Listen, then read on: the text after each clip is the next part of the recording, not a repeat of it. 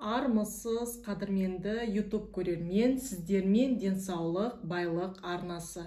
Бүгін мен сіздерге ерекше форматта видеоны түсіріп ұсынбақшымын. Әңгіме инсульт жайында.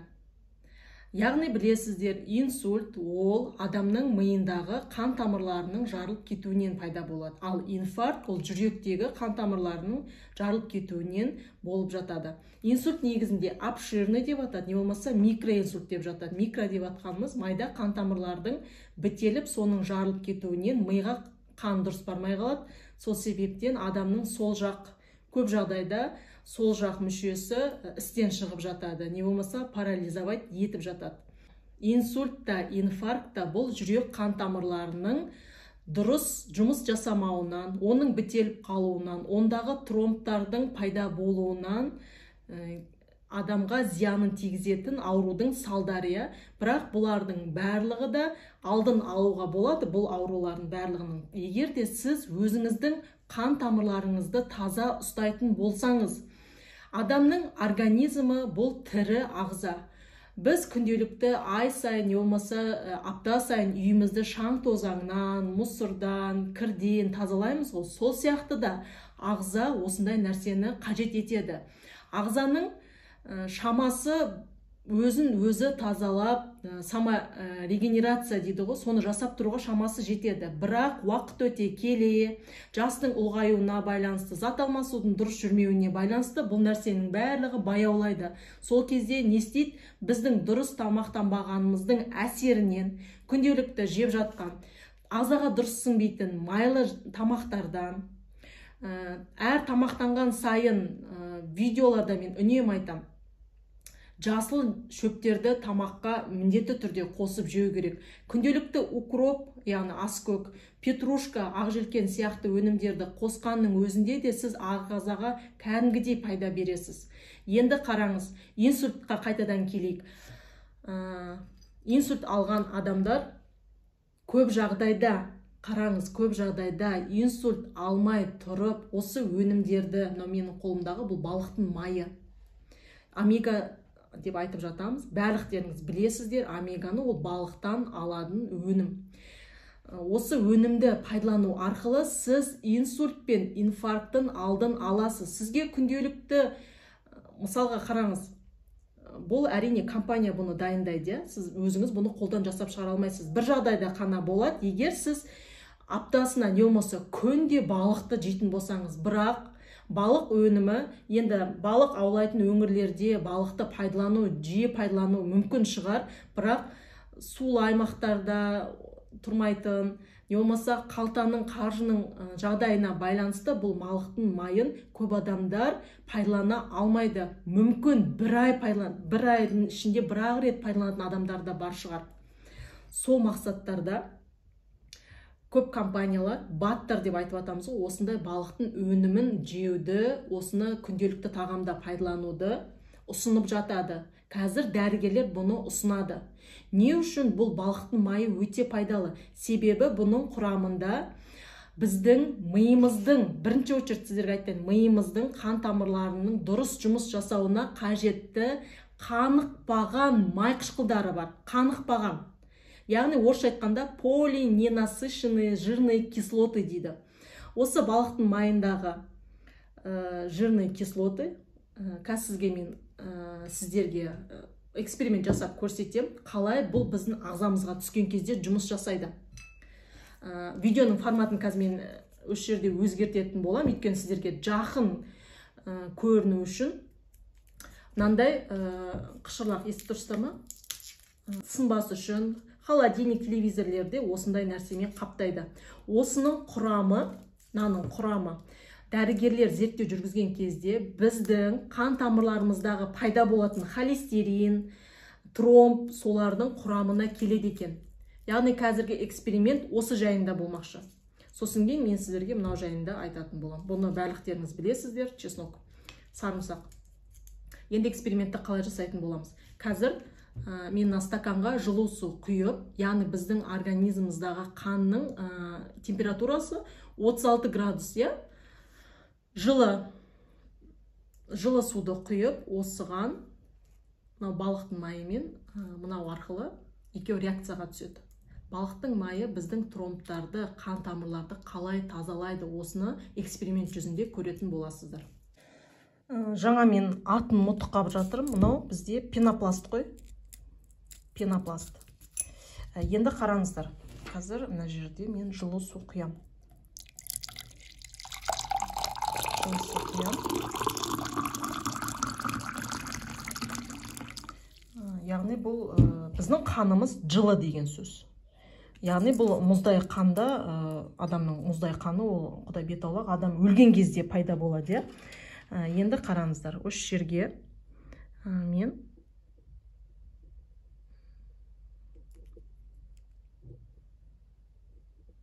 көздеріңізше тестім балықтың майын. Бірінші очередте, мені қараңыздар, бірінші очередте пенопласттарды осылай мынаның ішіне неғып саламыз. Қалай бұл балықтың майы сіздің қаныңызды тазалауда ең күшті, қалай айтса болады, табиғаттың бізге дайындаған, берген сыйы деп айтсаңыз да болады. Көп врачтар да қазір осыны өте көп мөлшерде айтып жатыр.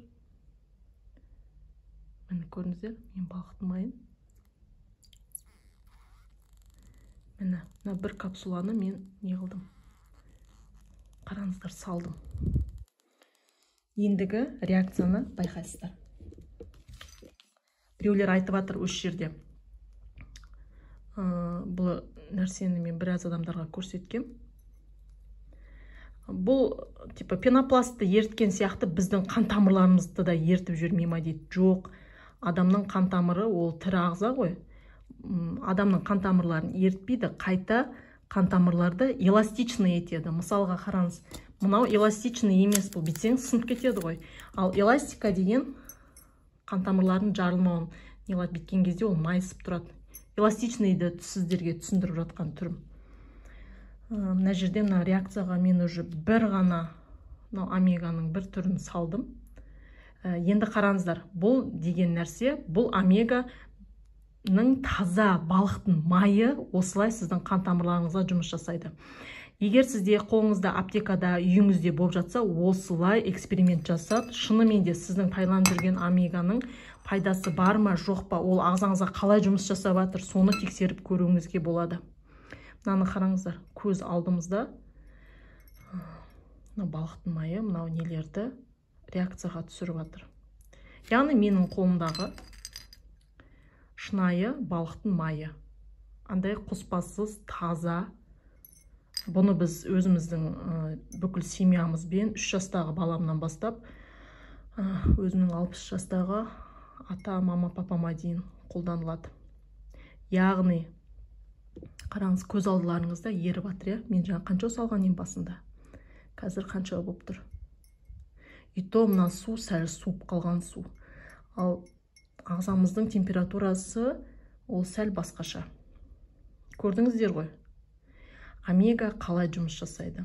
Бұл жерде мен бір өзімнің омегам, ішіп жатқан омегамды бір мақтап емес, сіздердің білем бірнеше 10 адамның хотя бы күн 2 адамы осы омеганы пайдаланады. Сол омеганы осылай эксперимент жасап, тексеріп көрсеңіз болады. Сізге керектісі тек қана мынандай пенопласт. Мен мына жерге бірнеше 4-5 мәртесін қосып жібердім. Соның өзіне осындай реакция болып жатыр. Қараңыздар.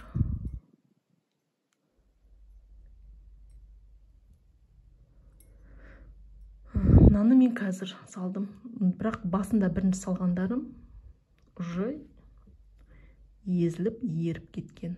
Бұл бір ғана омегадан осындай болып тұр. Бұл омеганы күніне жатар кезге мен 2-ақ ғана капсуласын ішем. Соның өзі маған 1 айдан аса уақытқа жетеді. Эксперимент арқылы мен түсіндіре алдым деп ойлаймын. Қалай біздің омега біздің қанымызға жұмыс жасайды. Қараңыз, бір нәрсе түсіне кетіңіз. Бұл тромб ағзада бір жылда пайда бола салмайды. Ол бірнеше жылдар бойы жиналып, мынау сосудты бітеп қалады. Сол кезде қан тамыр не істейді? Ары қарай қан өту керек, бітеліп тұрған өте алмайды. Сөйтіп сол жер жарылады. Сол жарылған кезде адамда или инфаркт, или инсульт болады. Бұл омеганы адам инфаркт, инсульттың алдын алу үшін ішу керек. Не болмаса, балықтың майы деп жатыр ғой, мен мына жерде міндетті түрде балықтың нелерін не қойған едім, теріс болып қапты. Балықты күнде жей алсаңыз, қалтаңыз көтерсе, пожалуйста, оны да жеп қолданыңыздар. Себебі оның да құрамында біздің ағзамызға қажетті қанықпаған май қышқылдары бар. Мына жерде қараңыз, мен одан кейін де салған, олында уже еріп кетті. Сіздерге осы омеганы ойбай жылына 2 ай іш деп айтпаймын. Шамаңыз кесе жылына 2 мәрте осындай омеганың курсын алып ішіп тұрған жөн. Профилактика ретінде, әсіресе жасы 45-тен 50-ден асқан 60-70 жас тіптім осында омеганы. Басқа тамақ, ет жеуіңіз керек шығар, бірақ омега еттен кейінгі тұру керек. Себебі бұл сіздің тамырларыңыздың тазалығын қамтамасыз ететін әлем бойынша бірінші өнім. Бүкіл врачтар осыны қазір жар салып айтуда. Қаншама денсаулық жайында пайдалы ақпараттар таратып жүрген каналдарды көрсеңіз, осыны қазір айтып жатыр. Сонымен жалғастырайық. Мен түсінікті тілде айтып, сіздерге түсіндіре алдым деп ойлаймын. Омеганың бұл жайдан жай адамдарға ұсынып жатқан бап емес екендігін, бұның адам ағзасына әсіресе сосудтарды, қан тамырларды тазалаудағы номер 1 өнім екендігін дәлелдейтін осы эксперимент. Мына уже көріп отқандарындай, уже 5 минуттың ішінде пенопластты, хотя бұл химический составы, химический нәрсе ғой, осыны ерітіп су ретінде көрсетіп отыр. Мен бір ғана омеганың, осындай бір ғана капсуласын пайдаландым. Үйде эксперимент жасап көріңіздер. Қолдарыңызда омега болса, осылай пенопластпен алып, ол шынайы омега ма, жоқ подделка омега ма? Оның ішінде балықтың майы деп сатып жатқан шынайы балықтың майы ма? Соған көз жеткізу мақсатында осы экспериментті сіздерге жасап көруді ұсынамын. Ақшаларыңыз ауаға кетпесін, ішіп жатқан өнімдеріңіз сіздерге шынайы түрде денсаулыққа пайдасын алып келетіндей болсын. Ал екінші айтатын нәрсе сарымсақ. Сарымсақты білесіздер, асқазанында язвасы бар, не болмасында ішек құрылысында проблемасы бар адамдарға мына чеснокты көп жеуге болмайды. Себебі чесноктың құрамында біздің асқазанға түскен кезде сол асқазанды одан да бетер күйдіріп жіберуге арналған элемент бар. Құрамда вещество дейді ғой. Сол себепті чеснокты егер асқазаныңыз идеальный жақсы жұмыс жасаса, пайдалануға болады, жеуге болады. Аз мөлшерде күніне біреуден жесеңіз де жетеді. Бір ғана мынандай несін алып, бір головка ғой, бұл үлкен болды, осының бір ғана тілімін алып жесеңіздер болады. Қазір менің қолымда жоқ, бірақ омегадан кейінгі чеснок адам ағзасының қан тамырларын тазалаудағы екінші орында тұр. Чесночное масло деп атамыз ғой. Неге чесночное масло? Яғни сарымсақтан алынған май, сарымсақтың майы. Ол да капсула түрінде болады. Келесіде мен сіздерге көрсетем. Ол да капсула түрінде болады. Яғни мына капсула асқазанға барып жарылмайды. Ол асқазаннан өтеді да шекке барып жарылады. Сол кезде асқазаныңыз сау болып, шекке жарылғаннан кейін бұл әрине не істейді? Қан тамырларына тарайды. Сөйтіп чеснок та осындай сарымсақ сияқты, чеснок та осындай балықтың майы сияқты организмге дәл осылай қызмет атқарады. Бірақ чеснок бір айта кетерлігі, ерекше бір қасиеті, чесноктың құрамында аллицин деген вещество бар. Ол біздің ішек қарнымыздағы құрттарды, аскарида, лямбля деп атамыз ғой, солардың барлығын кетіретін, яғни соларды жоюға арналған аллицин деген ол бұрынғы атам заманнан кезден бастап белгілі сол нәрсе бар. сол өте жұмыс жақсы жасайды. Негізі бауырда да құрт болады, өкпеде де құрт болады, шек қарындарымыздың барлық жерінде құрт болады. Ол құрттар шамадан тыс көп пайда болып кетсе, ол не істейді? Қан тамырларымызға өтеді да, қанның бойында айналып жүреді. Сөйтіп қан мынау басымыздан бастап табанымыздың бас бармағымыздың ұшына дейін айналады. Сол кезде Құдай бет аулақ, егер мидан айналып жатқан кезде сол жерге барып құрт тұрып қалса, мидың құрты пайда болады.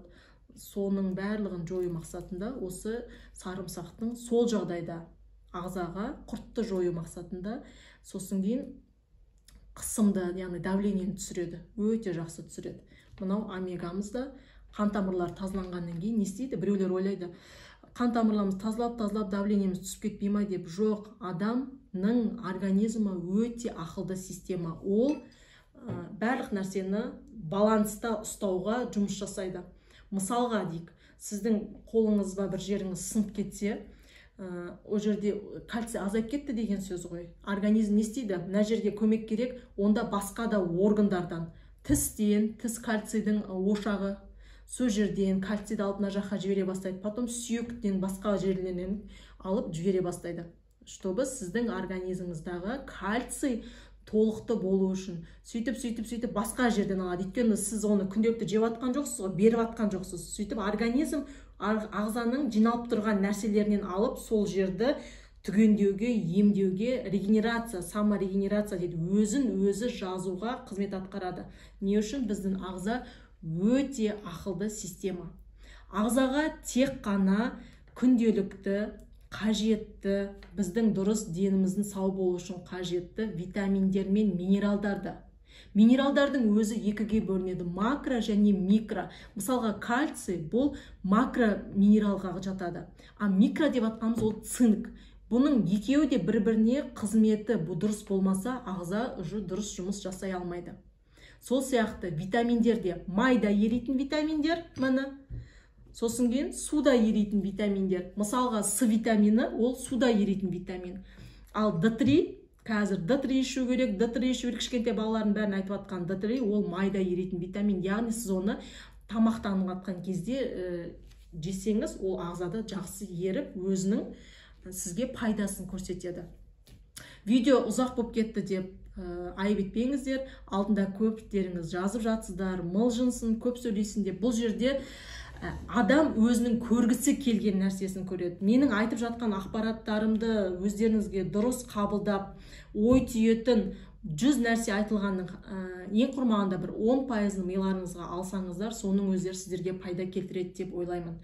Біз сіздерге жаман ешқандай денсаулықтарыңызға зиян келтіретін ақпараттарды ұсынбаймыз, бірақ адамның денсаулығы әр адамның өзінің қолында. Мен оны үнемі айтып отырам, денсаулығымыз ешқандай ақшаға сатып ала алмайтын біздің құндылығымыз. Оны тек біз сақтай аламыз және күте аламыз. Күте алу үшін күнделікті тамақтану мәдениетіміз дұрыстау керекпіз. Ал енді ауру айтып келмейді деп атамыз. Ауру пайда болғаннан кейін әрине адам өзінің денсаулығын, өмірін сақтау мақсатында қолдағы бар қаражатын шашып, пайдасы бар, пайдасы жоқ дүниелердің бәрін алғысы келеді. Сондай нәрсеге өзімізді жеткізбейік.